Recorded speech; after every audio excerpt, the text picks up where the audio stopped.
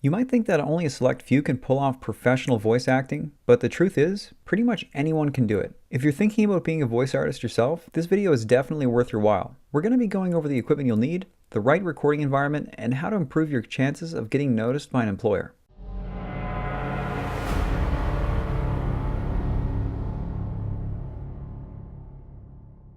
Hey everyone, it's Transverse Audio. Let's get started with the essential gear needed for voiceovers, then we'll move into how to get your talent out there. The most important thing you'll need as a voice artist is going to be a relatively good microphone and the right kind as well. When it comes to recording vocals in a controlled environment, your best bet is to use a cardioid condenser microphone. This kind of mic records audio from the front and doesn't pick up as much from the back, if any at all. Another thing you'll probably need to get quality recordings is to get a pop filter. These reduce or eliminate plosives, which are just bursts of air from saying the letters P and sometimes B.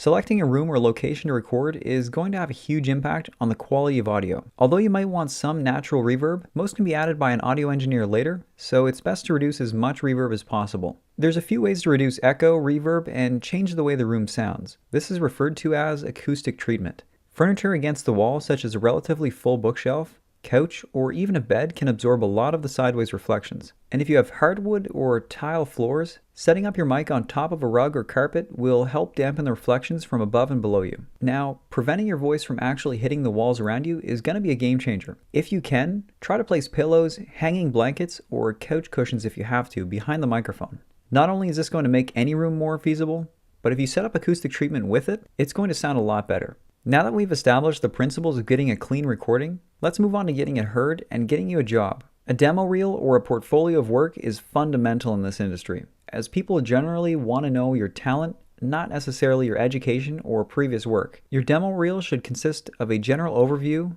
of accents, styles of narration, or characters you can voice or have voiced in the past. Just remember to make a demo relevant to the kind of work you want to get. This kind of a resume should definitely be put online and on the right platforms, such as SoundCloud or LinkedIn. Now LinkedIn and also voices.com are great tools to audition and get work, as well as networking.